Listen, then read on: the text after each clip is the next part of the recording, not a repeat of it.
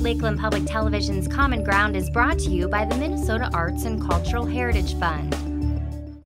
My name is Marley Kaul. I work with egg tempera. I work with acrylic.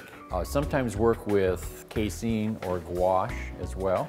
Egg tempera came about very early in our culture, in our society, and it was introduced in Egypt, and it was used in Grecian times, and made its appearance for me in early Christian art. And when I studied icons, I also had to study egg tempera. It's a very demanding process. It takes a lot of discipline. It's relatively slow, and I can tell you how traditionally it was started and dealt with. Egg tempera is a tempered media using egg yolk and water. If you've ever left egg on a plate for any length of time, you realize that it becomes impossible to remove from the plate.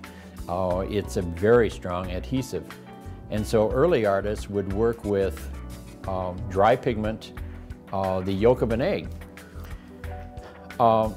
When I was teaching at Bemidji State University, students would come to my advanced painting class after studying art history and would ask me about egg tempera, because that was a media that they were discussing in the class, and asked me detailed information about it, which I tried to answer, which then required that I do more research into egg tempera, and then finally demonstrated it, and we had a class in egg tempera.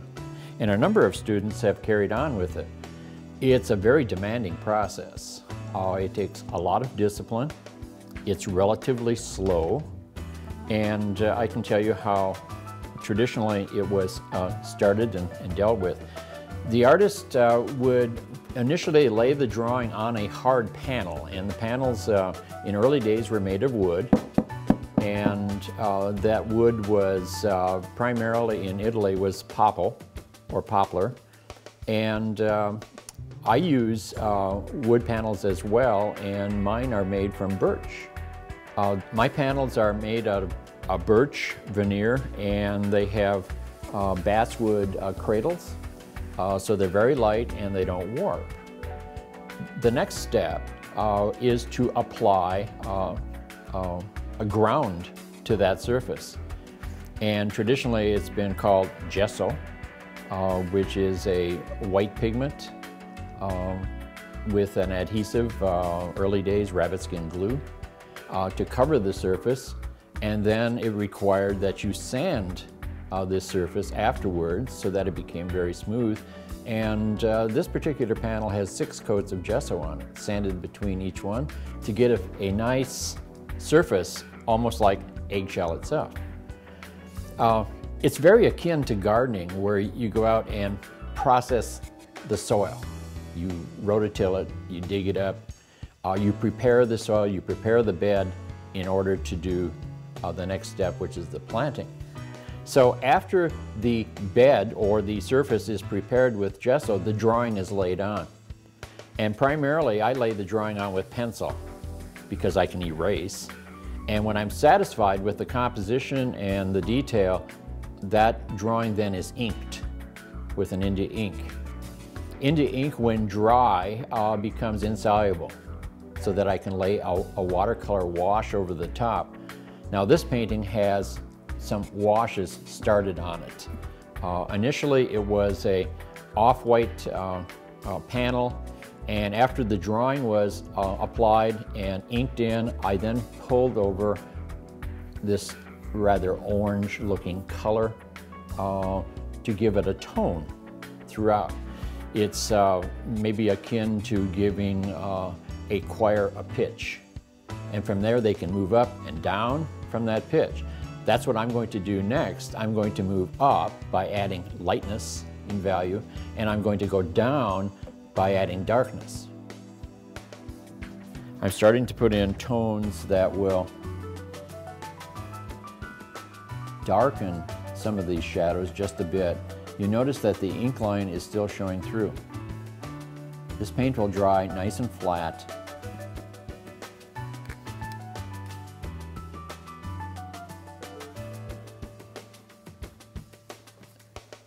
Sometimes people who haven't done paintings very much will question my use of green.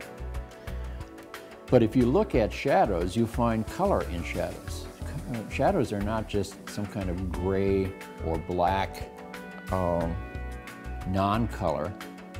Colors like green are found in shadows, cool colors, and warm colors sometimes in shadows, so that they take on redness, perhaps. I'm not going to be too fussy here right now because I will be overpainting on top of this with more tone, more color.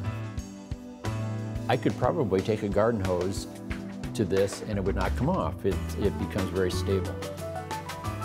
So this process, as you can see, is relatively slow. Now, I'm using a very small brush here, and at this initial stage, I probably would use a larger watercolor brush. But I just wanted to show you that the artist hatches. This is called hatching. Cross-hatching is to go back over the top in this direction. You can look at the brush stroke, you can study the brush stroke, you can study the surface. See how that builds up? Slow and methodical. It's funny, people look at my painting and say, how can you spend all that time on the painting? Well, it becomes like a craft. It's like making kitchen cabinets. You have to saw it properly, you have to sand it, you have to take great care with it.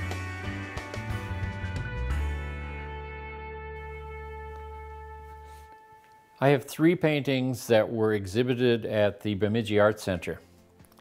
And they're paintings that were prompted by a visit on my own property.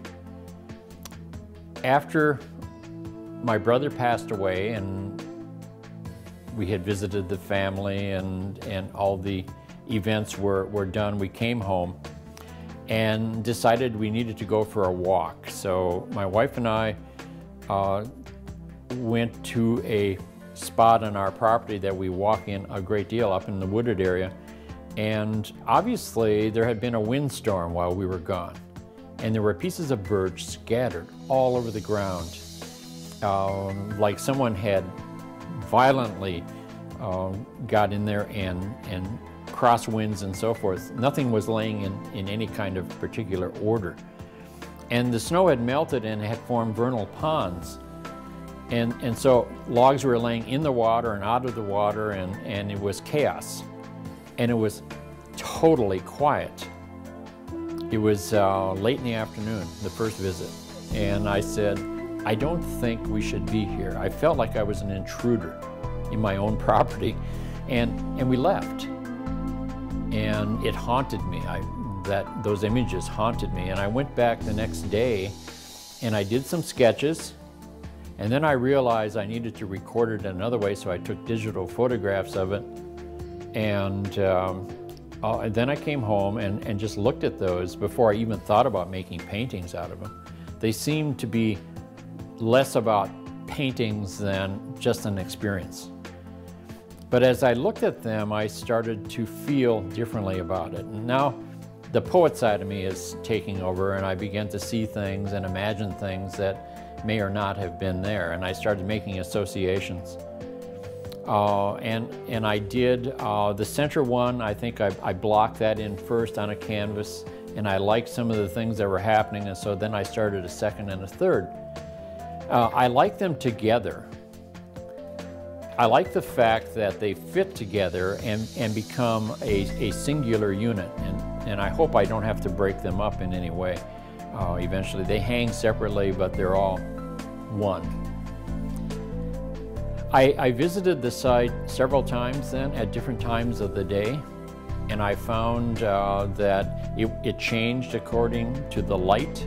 I think one of these was based on early morning and another was based on late afternoon. And so I got shadows and light that I had not expected. And then I began to paint them and block them in, and the more I painted them, the more they took on other characteristics. And so I felt the liberty to make the sky green as opposed to, as we all think of, as blue. They became incredible challenges to try to complete. My emotions worked on me, and then after a while I sort of forgot about the first trip. But I never forgot about the fact of how I felt when I saw it. And I tried to get that into the paintings. If you enjoyed this segment of Lakeland Public Television's Common Ground, consider making a contribution at lptv.org. If you have segment ideas pertaining to North Central Minnesota, contact us at legacy@lptv.org.